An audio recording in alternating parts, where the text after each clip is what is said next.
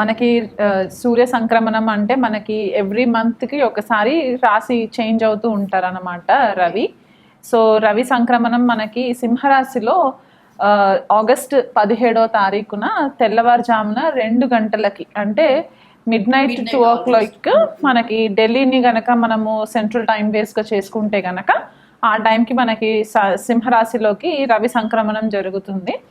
So దీని యొక్క effects మనకి చూడడానికి ద్వాదశ రాశుల వాళ్ళకి ఎలా ఉండబోతుంది అంటే జనరల్గా ఇప్పుడు మనకు ఆల్రెడీ సింహరాశిలో కేతు సంచారం జరుగుతూ ఉంది కాబట్టి రవి ఎప్పుడైతే కేతుని కంజంక్ట్ అవుతుందో ఆగస్ట్ 17th నుంచి సెప్టెంబర్ 17th వరకు కూడా మనకి రవి కేతుతో కలిసి ఉంటారు కాబట్టి ఇది ఎవ్రీ 18 years ఒకసారి వస్తుంది. అంటే 18 సంవత్సరాలకి ఒకసారి వచ్చే అరుదైన ట్రాన్సిట్ అనమాట. అంటే సింహరాశిలో స్పెసిఫిక్గా సింహరాశిలో 18 సంవత్సరాల తర్వాత వచ్చిన ట్రాన్సిట్. లాస్ట్ ట్రాన్సిట్ మనకి 2007లో జరిగింది.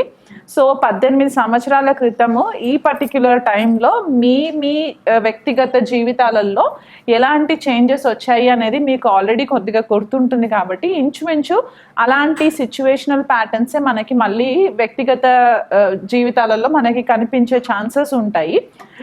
జనరల్గా మనకి భృగునంది నాడీ ప్రకారము రవికేతువుల యుతిని మనము ధ్వజకీర్తి యోగా అని చెప్పేసి చెప్తూ ఉంటాం అన్నమాట. అంటే కేతు అల్టిమేట్గా మనకి ఏం రిప్రజెంట్ చేస్తుందంటే కేతు యొక్క సిగ్నిఫికేషన్స్ ఏంటి అంటే హైయెస్ట్ పీక్ అనమాట.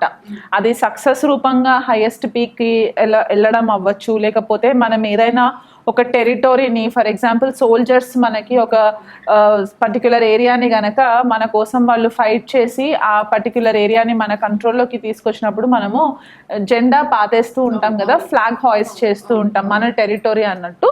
అది కేతు రిప్రజెంట్ చేస్తుంది అనమాట. ఫ్లాగ్, నేషనల్ ఫ్లాగ్స్ అన్నీ కూడా మనకి నేషనల్ ఫ్లాగే కాకుండా ఎటువంటి ఫ్లాగ్స్ అయినా సరే మనము కేతుతోటి కన్సిడర్ చేస్తాము. మన లైఫ్లో సూక్ష్మంగా జరిగే ప్రతి విషయం కూడా కేతు సిగ్నిఫై చేస్తూ ఉంటుంది.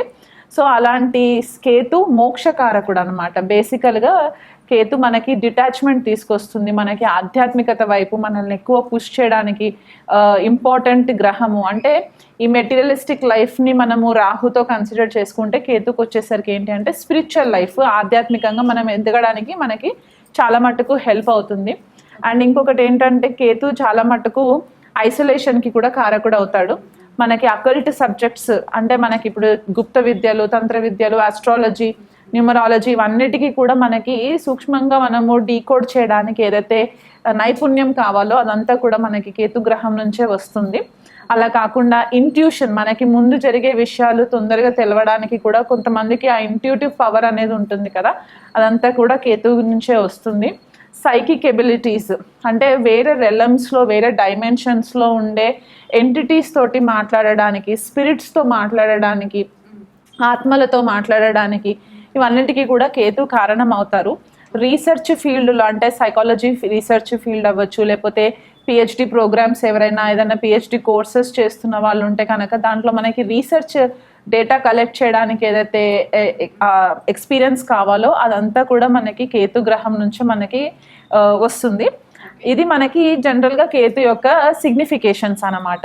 ఇప్పుడు అట్లాగే మనము రవి యొక్క సిగ్నిఫికేషన్స్ తెలుసుకుందాం. అసలు రవి గ్రహం ఏంటి, ఈ కేతుతో కలిసి సింహరాశిలో కలిసినప్పుడు ఎలాంటి సిచ్యువేషన్స్ వస్తాయి, గ్లోబల్ లెవెల్లో ఎలాంటి సిచ్యువేషన్స్ వస్తాయి, అండ్ వ్యక్తిగత జీవితాలలో ఎలాంటి సిచ్యువేషన్స్ వస్తాయి.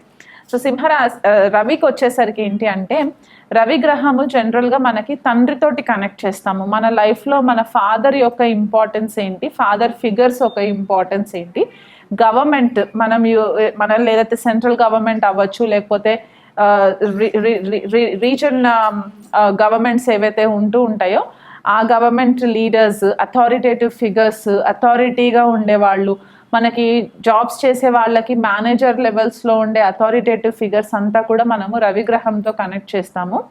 న్యాచురల్గా మనకి నైసర్గిక కాలపురుష కుండలిలో రవి మనకి ఆత్మకారకుడు అవుతాడు. అంటే మనం ఉదయం లేవగానే కనిపించే ప్రత్యక్ష దైవం మనము సూర్యనారాయణ మూర్తిగా చెప్పుకుంటాం కాబట్టి మన యొక్క ఆత్మ నిర్దేశన చేయడానికి కూడా ఇక్కడ రవిగ్రహం చాలా ఇంపార్టెంట్ అవుతుంది.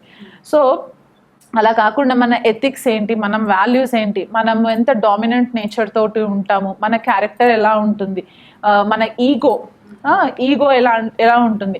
రవి ఈగోని రిప్రజెంట్ చేస్తే కేతు ఈగోని బ్రేక్ చేసే గ్రహం అన్నమాట. ఎందుకంటే కేతుకి తల ఉండదు, ఈజ్ అ హెడ్లెస్ బాడీ కాబట్టి ఈగో అనే కాన్సెప్ట్ కేతుకు ఉండదు. మోక్షకారకుడు దేనిపైన ఇంట్రెస్ట్ ఉండదు కాబట్టి ఎప్పుడైతే ఈ ఈగో రిప్రజెంట్ చేసే రవి ఈగో లేని కేతుతో కలిసినప్పుడు ఎలాంటి సిచ్యువేషన్స్ వస్తాయంటే, ఎప్పుడైతే మనము ఈగోని సరెండర్ చేస్తామో అప్పుడే మనము సక్సెస్ వైపు అడుగులు వేయడానికి హెల్ప్ అవుతుంది.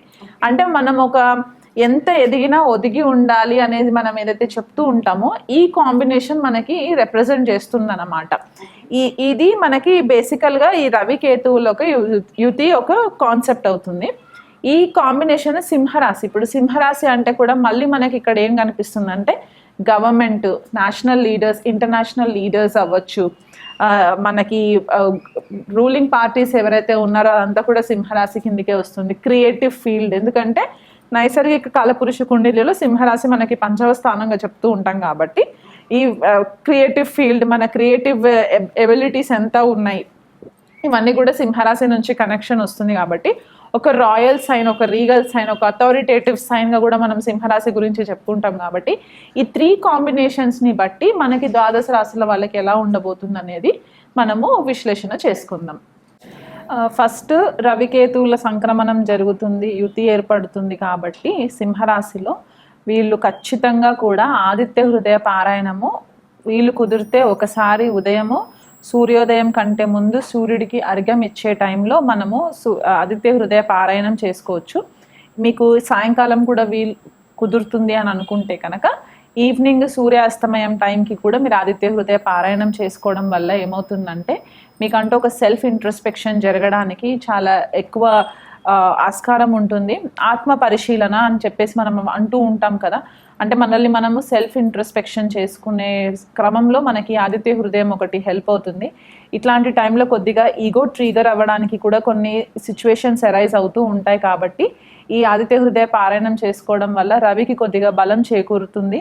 అలాగే కాకుండా ఇప్పుడు మనకి వచ్చేది గణేష్ చతుర్థి కాబట్టి ఈ గణేష్ ఉత్సవాలలో ఏవైతే మనకి 9 రోజులు లేకపోతే 11 రోజులు మనము మండపాలలో వినాయకుడిని కూడా పెడుతూ ఉంటాం. కాబట్టి దగ్గరలో మీకు ఎక్కడైనా సరే మండపాలు ఉంటే కనుక అక్కడ రెగ్యులర్గా అర్చన చేయించుకునే ప్రయత్నం చేయించండి 11 days కూడా. అవి ఏవి కూడా కుదరలేదు, ఏదైనా అబ్రాడ్ కంట్రీస్లో ఉన్నారు అని అనుకుంటే కనుక దగ్గరలో మీకు ఏవైనా టెంపుల్ ఫెసిలిటీస్ ఉంటే కనుక అక్కడ వినాయకుడికి ప్రతి బుధవారం రోజు కూడా మీ పేరు పైన అర్చనలు కనుక మీరు చేయించుకున్నట్లయితే మీకు అది కూడా వెసులుబాటు ఉంటే చేయించుకోండి. అది కూడా మాకు పాసిబిలిటీ లేదు అని అనుకున్న వాళ్ళు, అంటే ఇంకా కొంచెం డెజర్టెడ్ కంట్రీస్లో అసలు హిందూయిజం లేని కంట్రీస్లో ఉన్నట్లు వాళ్ళు ఉంటే కనుక మీరు ఇంట్లోనే వినాయకుడిది అష్టోత్తరం ఉంటుంది కాబట్టి ఆ అష్టోత్తర పారాయణము ఉదయం సాయంత్రం గనక మీరు రెగ్యులర్గా చేసుకోండి. మేము తెలుగు సరిగ్గా చదవలేము అని అనుకునే వాళ్ళు ఉంటే గనక ఓం గం గణపతయే నమః అనే ఒక మంత్రాన్ని 108 సార్లు ఖచ్చితంగా పారాయణం చేసుకుంటూ ఉండండి ఉదయం సాయంత్రము. అలా కాకుండా సూర్య గాయత్రి మంత్రం కూడా మనకి అవైలబిలిటీ ఉంటుంది, మీరు గూగుల్ సెర్చ్ చేసుకున్నట్లయితే మీకు దొరుకుతుంది. అది కూడా మీరు ఒక 108 times చేసుకుంటే కనుక ఇవి రెగ్యులర్గా ఈ నెలంతా కూడా మీరు చేసుకోవడంతో పాటు మీ పితృదేవతలని ఎవరైనా మీ ఫ్యామిలీలో మీ పేరెంట్స్ ఎవరైనా కాలం చేసిన వాళ్ళు ఉన్నా, లేకపోతే మీ తాతయ్యలు అమ్మమ్మలు ఎవరైనా కాలం చేసిన వాళ్ళు ఉంటే కనుక వాళ్ళని స్మరించుకోండి. ఎందుకంటే రవికేతువుల యుతి జనరల్గా మనకి యాన్సెస్ట్రల్ కర్మాస్ క్లియర్ చేసుకునే ఒక కాంబినేషన్గా కూడా మనం చెప్పుకుంటూ ఉంటాం. కాబట్టి మీ పితృదేవతలని రెగ్యులర్గా ప్రేయర్స్ చేస్తూ ఉండండి. వాళ్ళకి నైవేద్యం పెట్టవలసిన టైం వచ్చినప్పుడు వాళ్ళకి రెగ్యులర్గా దీపారాధన చేసి నైవేద్యం పెట్టండి. మీ కులదేవత లేకపోతే మీ గ్రామ దేవతని కూడా మీరు మర్చిపోకుండా వాళ్ళని రెగ్యులర్గా ప్రేయర్స్ చేసుకున్నట్లయితే కూడా ఈ నెలంతా కూడా మీకు రవి యొక్క బ్లెస్సింగ్స్, కేతు యొక్క బ్లెస్సింగ్స్ ఖచ్చితంగా మీకు మీ ఫ్యామిలీ పైన ఉండడానికి ఆస్కారం ఎక్కువ కనిపిస్తూ ఉంటుంది. ధనుసు రాశి వాళ్ళకి ఈ సంచారము, మనకి కేతు సంచారము ఆల్రెడీ వీళ్ళకి 9వ స్థానంలో జరుగుతుంది, మనకి భాగ్యస్థానంగా చెప్తూ ఉంటాము. ఇక్కడ ఇప్పుడు ఈ కేతుతో పాటు రవి సంక్రమణం కూడా జరుగుతుంది కాబట్టి భాగ్యస్థానంలోనే సంచారం జరగడము ఇది వీళ్ళకి ధనుసు రాశి వాళ్ళకి ఏంటి అంటే ఈ ట్రెడిషనల్ వాల్యూస్ అనేవి కొద్దిగా ఎక్కువ ఉంటాయి. జనరల్గానే వీళ్ళకి స్వాభావికంగా అలా ఉంటారు కాబట్టి ఈ భాగ్యస్థానంలో రవికేతువుల సంచారం కూడా ఒక రకంగా పితృదేవతల ఆశీర్వాదం ఒకటి వీళ్ళకి పుష్కలంగా ఈ నెలంతా కూడా ఉండే ఛాన్సెస్ కనిపిస్తూ ఉన్నాయి. తండ్రి ఆరోగ్యం పట్ల కొద్దిపాటిగా కేర్ఫుల్గా ఉండండి. గురువుల పట్ల మీకు ఎవరైతే గైడెన్స్ ఇచ్చే వాళ్ళు ఉన్నారో వాళ్ళ విషయంలో కొంచెం కేర్ఫుల్గా ఉండండి. మీకు ఎంత మంచి జరుగుతున్నా సరే ఎక్కడో ఒక దగ్గర రవికేతువుల యుతి ఈగో క్లాషెస్ కూడా రిప్రజెంట్ చేస్తుంది కాబట్టి ఈగోకి తావివ్వకుండా వీళ్ళంత మట్టుకు మీరు ఆధ్యాత్మికంగా గనక ఎదగడానికి ఎదుటి వాళ్ళ యొక్క సలహాలు తీసుకోవడము, గురువుల యొక్క సలహాలు తీసుకున్నట్లయితే కనుక ఈ ట్రాన్సిట్ మీకు హెల్ప్ చేస్తుంది.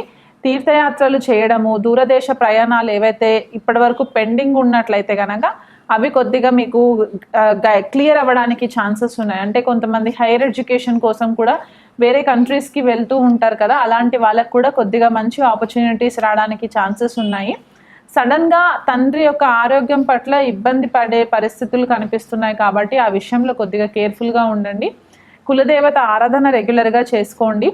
అండ్ ఇంకొకటి ఏంటి అంటే మీకు కొద్దిగా లిటిగేషన్స్కి సంబంధించి కొంచెం ప్రాబ్లం వచ్చే ఛాన్సెస్ ఉన్నాయి. ఎందువల్ల అంటే 3rd హౌస్లో మీకు రాహు సంచారము అండ్ 9th హౌస్లో రవికేతువుల సంచారం ఏంటంటే మీ కమ్యూనికేషన్ వల్ల మీరు ఎక్కడైనా సరే క్లారిటీ లేకుండా కనుక కమ్యూనికేషన్ చేస్తున్నట్లయితే కనుక కొద్దిగా లీగల్ ఇష్యూస్లోకి వెళ్ళే ఛాన్సెస్ ఉన్నాయి.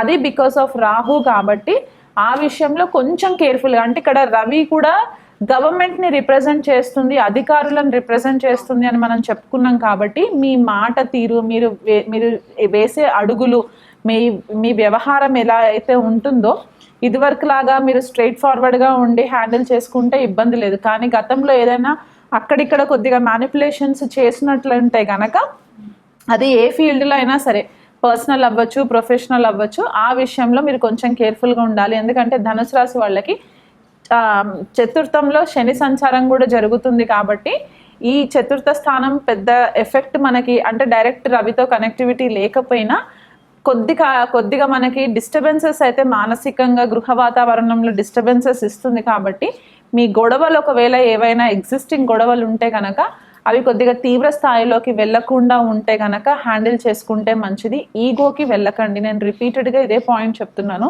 ఈగోకి తావివ్వకండి. వీలైనంత మట్టుకు సంయమనం పాటించి ఇష్యూస్ని రిజాల్వ్ చేసుకున్నట్లయితే కనుక ఎలాంటి లీగల్ కాంప్లికేషన్స్లోకి, అధికారుల ఒత్తిడిలోకి వెళ్ళడానికి పాసిబిలిటీస్ ఉండవు. ఏమాత్రం మీరు ఛాన్స్ ఇచ్చినా సరే కొద్దిగా లీగల్ కాంప్లికేషన్స్ అయితే ఈ మంత్ కనిపిస్తున్నాయి కాబట్టి ఆ విషయంలో కొద్దిపాటిగా కేర్ఫుల్గా ఉండండి.